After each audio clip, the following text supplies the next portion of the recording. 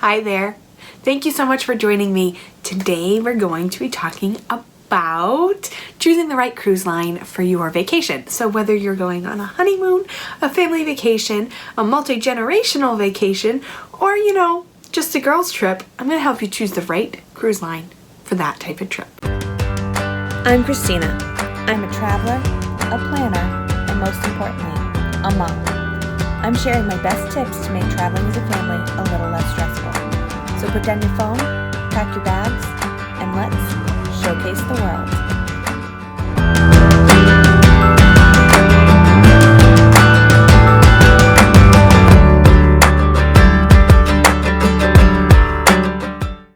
So we're going to be talking about mid-level cruise lines today. I find the budget cruise lines are pretty inconsistent in terms of what to expect in terms of service and ship quality and that kind of stuff. So I'm not really going to be talking about the budget cruise lines here, so you won't hear me talk about Carnival. I also am not going to be talking about the luxury cruise lines that I also book, Azamara and Windstar. They're definitely more specialty cruises, and if I get into the luxury cruises, I could be here for days talking about the different types and what's available. I'm also not going to be talking about Viking, which is one of my favorites, either Viking River or Viking Ocean Cruise. If you're an adult only cruise, I highly recommend Viking. They're one of my favorites, but we're not talking about adults only. We're not talking about luxury cruises. So let's get into choosing a cruise line. Before you choose a cruise line, you want to figure out why you're cruising. What is most important to you when it comes to cruising? Are you cruising because it's the best way to see the destination, like Norway or Alaska? Or are you going to the Caribbean and you're just going to hang out on the cruise ship and do a traditional cruise? It's really important to know what you're looking for before you choose a cruise line. So maybe you're doing the Mediterranean. You want to research the different itineraries and see what itineraries have exactly what you're looking for. And that will help you pick your cruise line that way if your itinerary and destination is more important. If the ship experience is more important, that's a little bit more about what we're going to talk about today. So I'm going to do this in alphabetical order. The first cruise line we're going to talk about is Celebrity. Celebrity is a sister to the Royal Caribbean. It's kind of their up level. They're owned by the same company, and Celebrity is known for their food. Celebrity has large ships, moderately priced. Their activities there's a lot of them. They try to get really creative and do things like art tours on iPads, and they get really creative with the food. They're very much into molecular gastronomy and doing really creative things with the menus. Some of the things that isn't great about Celebrity is that a lot of things cost extra.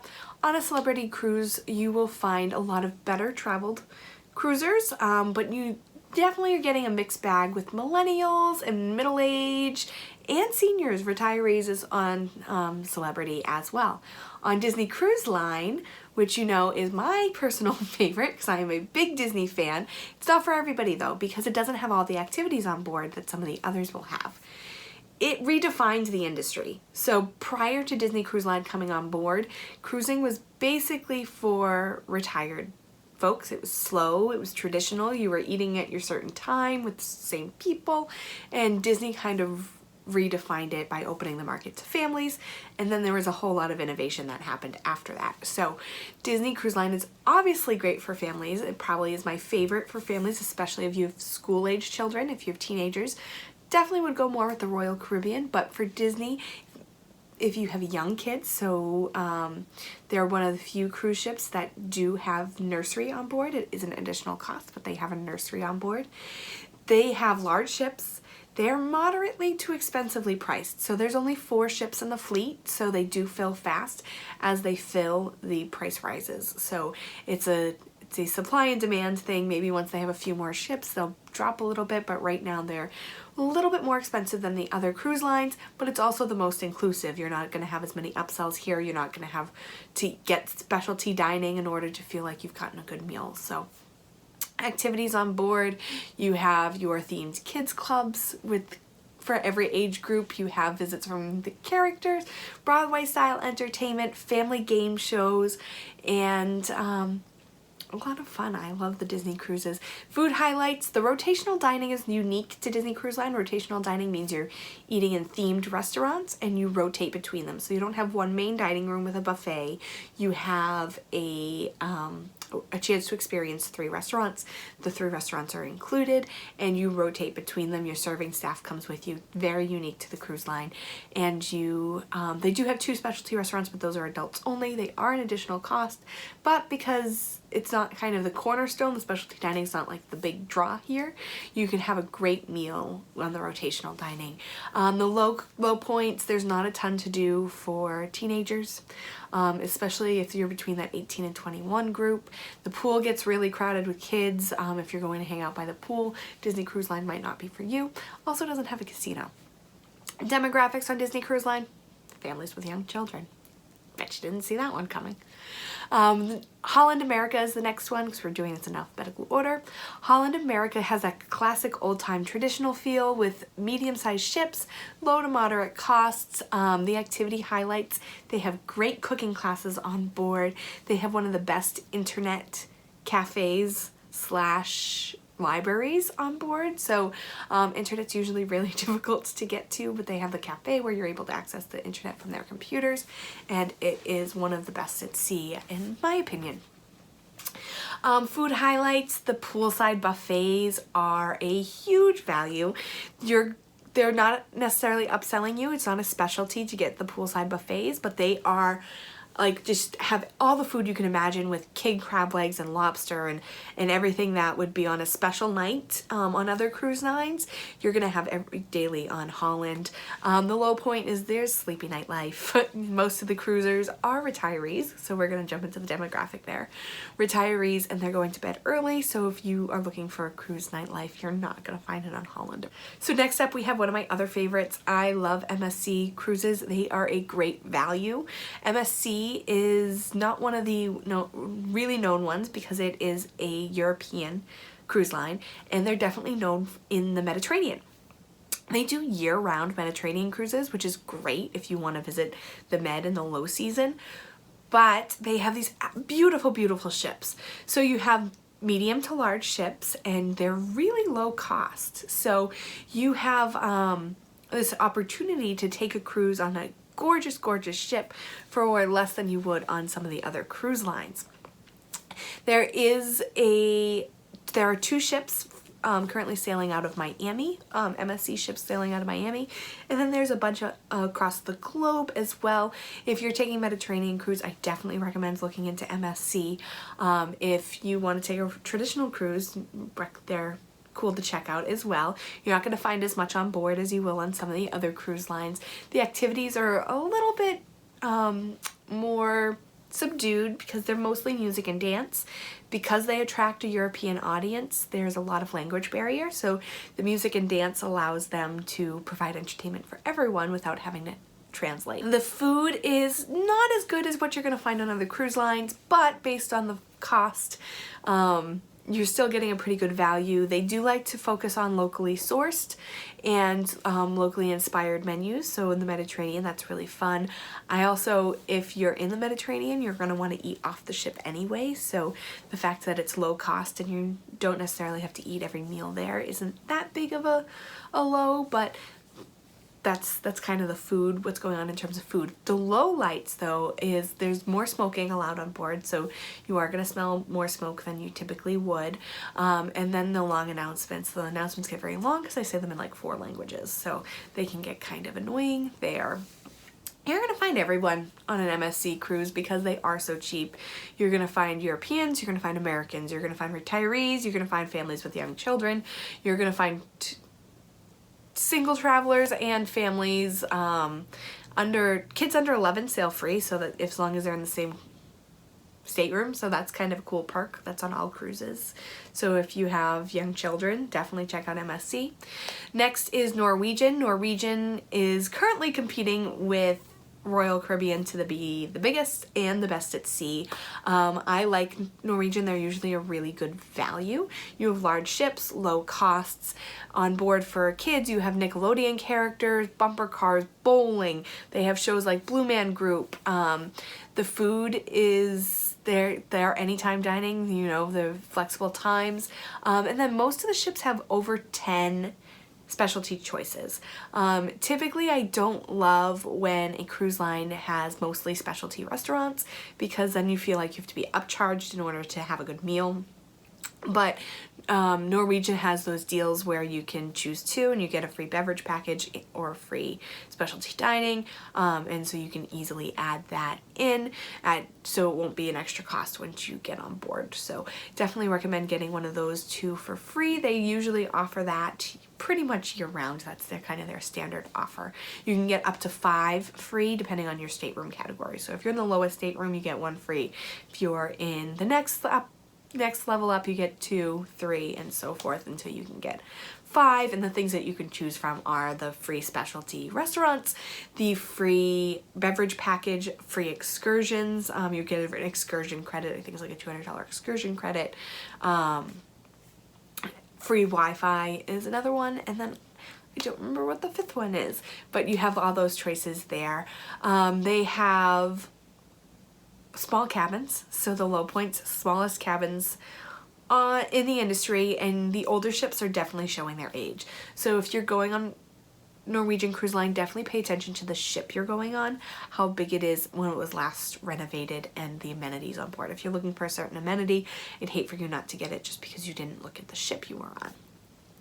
So if you're booking with me, just make sure you let me know what you're most interested in so I can make sure your ship has it, because like I said, there's many tiers of ship in the Norwegian cruise class, and the amenities vary. So it's also Princess Cruise Line. You might know Princess from The Love Boat.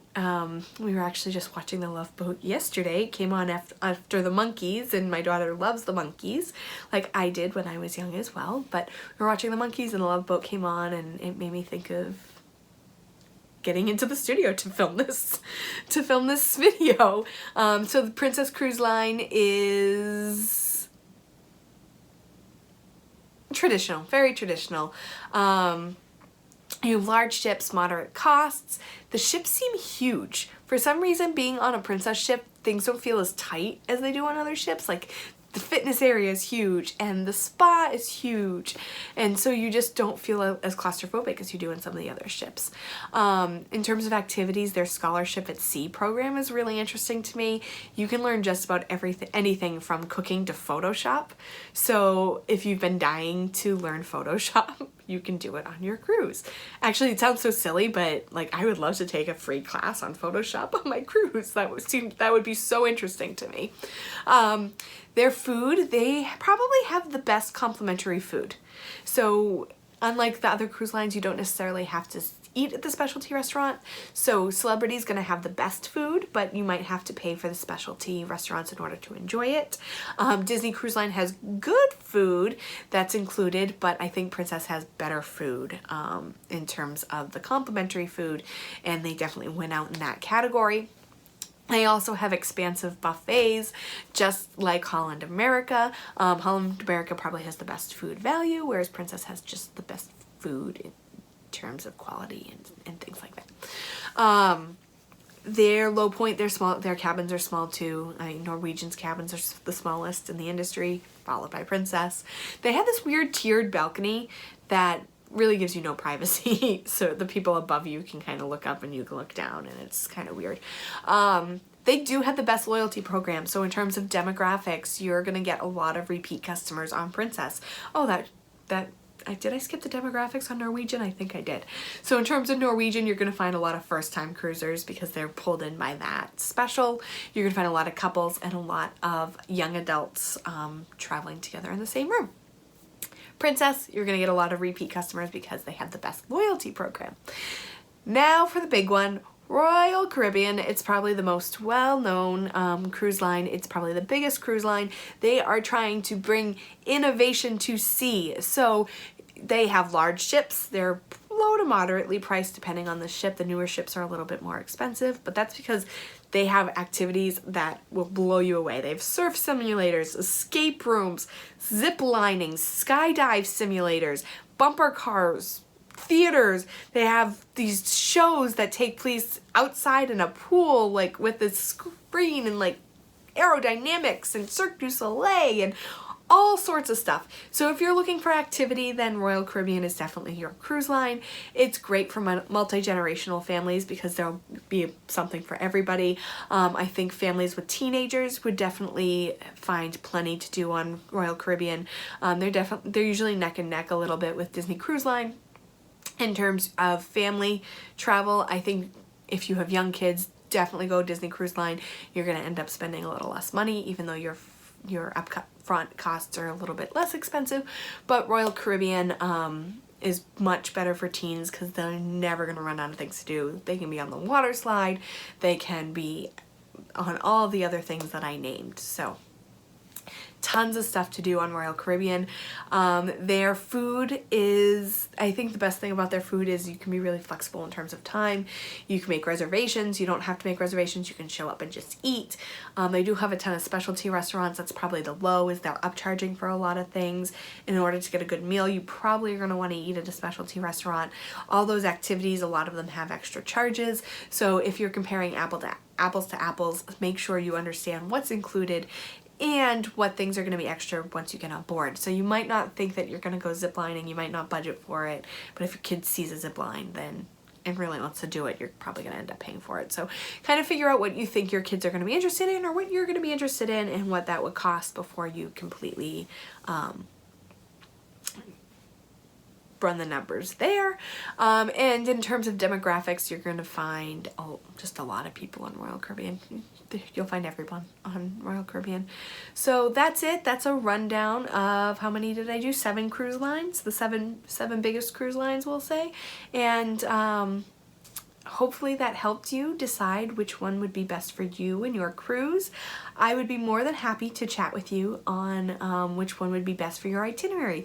So if you're going to Alaska, I think Holland America has some really, really great itineraries. The Med, I mentioned doing MSC. So depending on where you're going, you definitely want to look at the itineraries there. I'm going to start a video series where I'll do a comparison of cruise line by itinerary. So we'll talk about Alaska and talk about the pros and cons of each cruise line in Alaska as an example. So hopefully that helped. I'd love to chat. Please leave me a comment below. I'd love to hear from you. Hit subscribe if you want to know more about the different cruise lines by itinerary that I just talked about. Thank you so much for joining me, and don't forget to explore the world together. Need help planning your next family vacation? Visit us at showcasetheworld.com to request a quote or schedule a free vacation consultation. Want more great travel tips? You'll find those there too.